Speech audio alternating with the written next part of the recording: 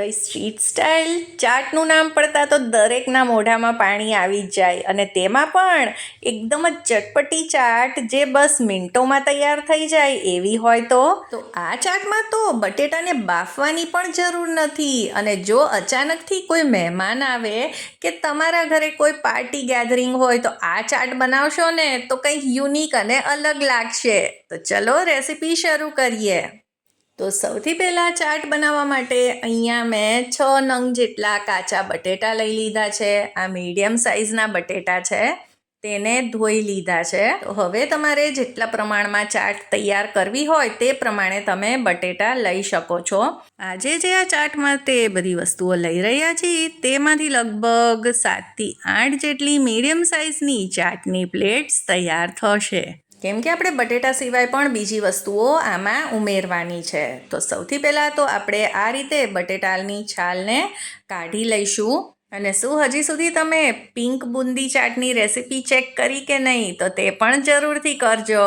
હવે આપણે છાલ કાઢી લીધી છે બટેટાની. હવે આપણે જ્યારે આ બટેટાને કટ કરીશું તો તેને પાણીમાં નથી એડ કરવાના, એટલે મેં આને એક વખત ધોઈ લીધા છે.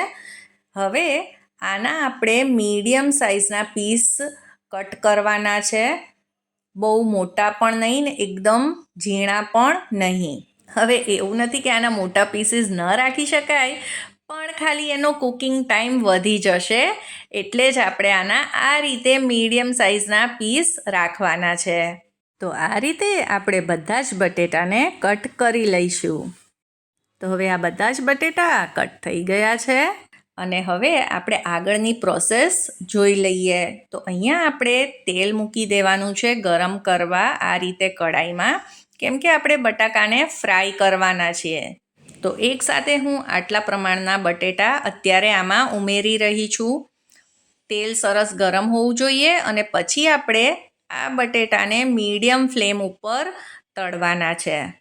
હવે આપણે ઘણી વખત ચાટમાં આ રીતે બટેટાને તળીને તો ઉમેરતા જ હોઈએ છીએ, પણ તે બાફીને પછી તળીએ છીએ.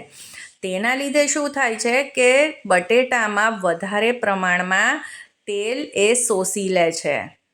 અને જ્યારે આ રીતે ડાયરેક્ટ કાચા બટેટાને તળીએ છીએ તો તે તેલ નથી રહેતા અને ઓછું તેલ શોષે છે.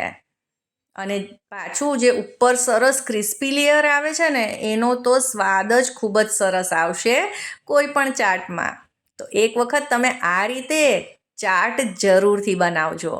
તો હવે આ રીતે સરસ સોનેરી કલર આ બટેટા ઉપર આવી ગયો છે, અને ટૂથપીકની મદદથી જો હું તમને બતાવું તો આ રીતે સરસ એ અંદર સુધી બફાઈ ગયા છે.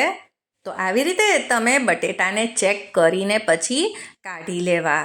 તો આવી રીતે તમે એકસાથે ઘણા બધા બટેટાના પીસ આમાં એડ કરી અને એકસાથે તળી પણ શકો છો. હવે આ બટેટાનો બીજો બેચ પણ ઉમેરી દઈશું અને આને પણ આપણે તળી લઈશું. તો હવે આ પણ તળાઈ ગયા છે અને આવી જ રીતે આપણે બધા બટેટાને તળી લીધા છે. તો બટેટાને આ રીતે ચાળણીમાં એકદમ જ છૂટા રાખવા, જેનાથી તે એકદમ જ જે ક્રિસ્પી બન્યું છે ઉપરનું લેયર તેવું જ રહે અને ઉપરી રાખવાથી પોચું ન પડી જાય.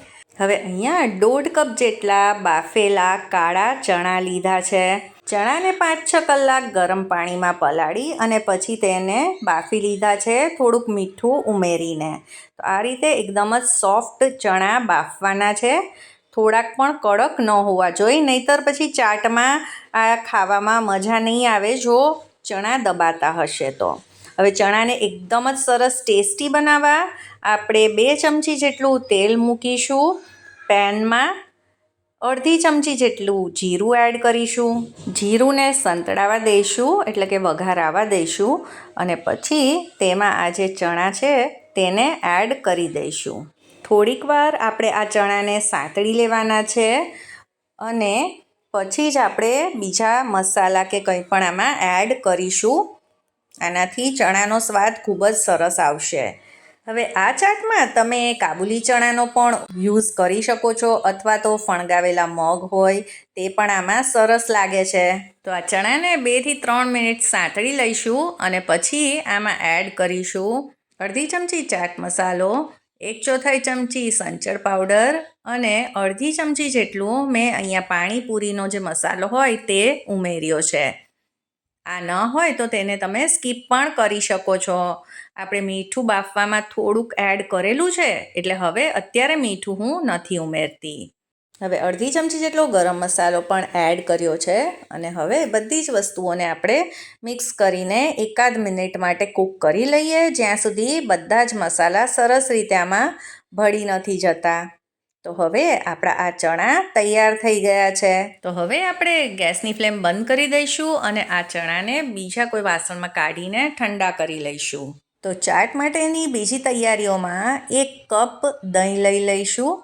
હવે ચાટમાં જો દહીં મોરું હશે તો ટેસ્ટ સરસ આવશે, એટલે ખાટા દહીંનો ઉપયોગ ન કરવો. અને આ ઘાટું દહીં છે એટલે આમાં થોડુંક પાણી ઉમેરવું પડશે. તો સૌથી પહેલાં આપણે દહીંને આ રીતે ફેટી લેવાનું છે, એટલે એકદમ જ તે ક્રીમી ને એકરસ થઈ જાય, તેમાં દાણા દાણા જેવું જે હોય તે ન રહે. અને આ દહીં ઘાટું છે એટલે જરૂર મુજબ હું આમાં પાણી ઉમેરી રહી છું. દહીંને આપણે મીડિયમ થીક રાખીશું. તો હું તમને એની કન્સિસ્ટન્સી બતાવું તો આ રીતે આ મીડિયમ થીક આવું છે.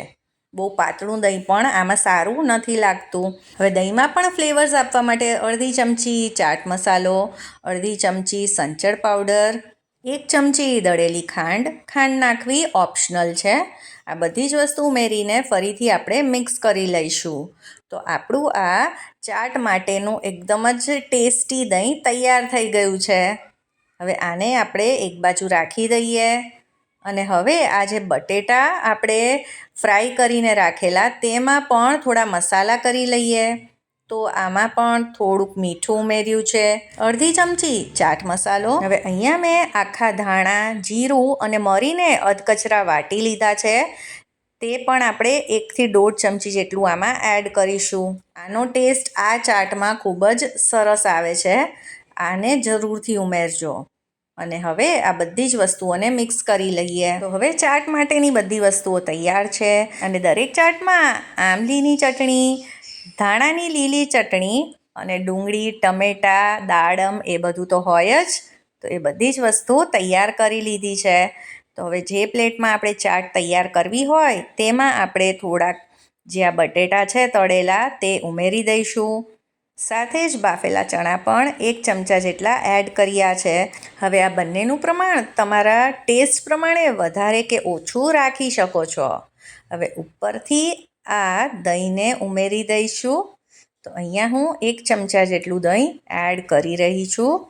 હવે ચાટ તો એવી વસ્તુ છે ને કે દરેક ઘરની પોતાની યુનિક રીત હોય છે તેને બનાવવાની. ઘણા લોકો દહીં વધારે ઉમેરે છે, ઘણા લોકો આંબલીની ચટણી વધારે એડ કરે છે, ઘણા લીલી ચટણી વધારે ઉમેરતા હોય છે. એટલે તે બધી જ વસ્તુ તમે તમારા સ્વાદ પ્રમાણે વધારે ઓછી એડ કરી શકો છો. અને એકદમ જ ટેસ્ટી કોથમીર ફુદીનાની 2 પ્રકારની ચટણીની રેસીપી પણ મેં શેર કરી છે, તો તે પણ તમે જરૂરથી ચેક કરજો. ઉપરથી ખજૂર આંબલીની ચટણી એડ કરીશું, ઝીણા સમારેલા ટમેટાને ઉમેરી દઈશું અને સાથે જ ઝીણી સમારેલી ડુંગળી પણ એડ કરી છે. હવે ઉપર થોડીક ઝીણી સેવ એટલે કે નાયલોન સેવ પણ ભભરાવી દઈશું. હવે ઉપરથી થોડોક ચાટ મસાલો પણ છાંટી દઈશું વધારે ચટપટું બનાવવા. અને ઉપરથી થોડાક દાડમ પણ ઉમેરી દઈએ. આનાથી સ્વાદ તો સરસ આવશે પણ લુક પણ ખૂબ જ સરસ આવશે. તો જોતાં જ ખાવાનું મન થઈ જાય એવી આ એકદમ જ ટેસ્ટી ચટપટી ચાટ તો તૈયાર છે. તો આજની આ ચટપટી ચાટની રેસીપી જો તમને પસંદ આવી હોય તો તેને એક લાઈક કરી દેજો. તમારા ફ્રેન્ડ્સ અને ફેમિલીમાં જરૂરથી શેર કરજો. અને મારી ચેનલ ચાર્મિસ ગુજરાતી રસોઈને સબસ્ક્રાઈબ કરવાનું બિલકુલ ના ભૂલતા. મળીએ ફરી નવી રેસીપી સાથે. સૌને જય શ્રી કૃષ્ણ.